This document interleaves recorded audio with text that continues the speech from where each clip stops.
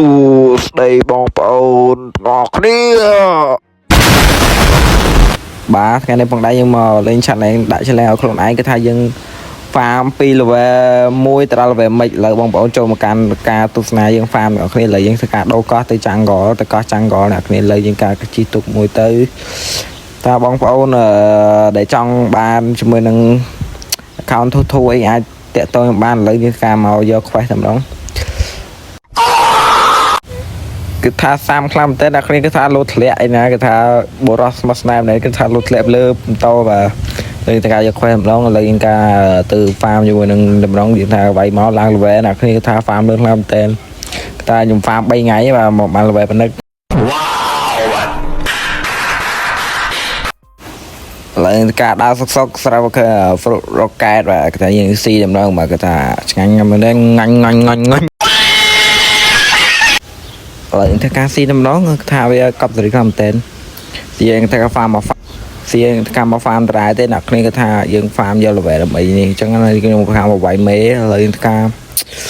វាយមេរួចយើងគឺថាទៅយក quest ទៀតបាទ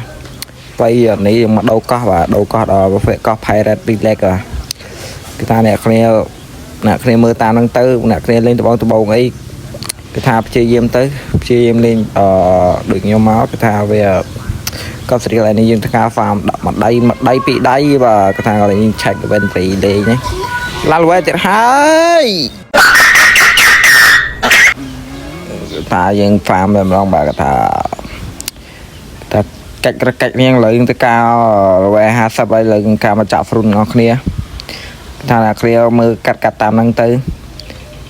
ថាវាកប់ស្រីខំតែនមកកប់ត្រីគឺថាវាលេងទៅការសេលេកោតមួយដើម្បីចាប់យក fruit ចឹងអ្នកគ្នាលេងទៅការដាក់កោតតែម្ដងទៅអ្នកគ្នាចង់សំណាងអីអាចដាក់កោតតាមខ្ញុំបានគឺថាចាប់បានតែបាន dragon និង kit snake អ្នកគ្នាគឺថាមកកប់ស្រីហមតែបើគឺថាកោតចាប់ទៅនឹងបាន dragon 100% ម្ដងគឺថាលេខកោតនឹងដាក់ទៅដឹងតែសំណាង 100% មកអ្នកគ្នាតែគ្នាគឺថាខ្ញុំពិតជាសំណាងមែនតែនឹងចាប់បាន dragon ណាឥឡូវទាំងការ click ចូលទៅចាប់ម្ដងទៅបាទថាងល់ហើយចំអ្នកគ្នាគឺថាចំហើយ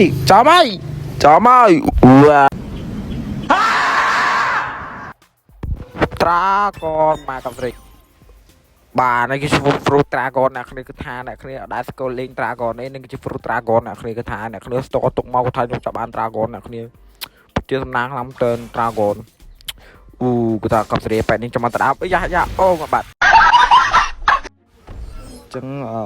បងប្អូនអ្នកគ្នាវីដេអូខ្ញុំក៏បានមកដល់ទីបញ្ចប់មកដែរគឺថាខ្ញុំធ្វើវីដេអូលេងទេបើមានខ្មោចខុសឆ្គងត្រង់ណាបងប្អូនក៏ប្រកាសខាងនឹងអី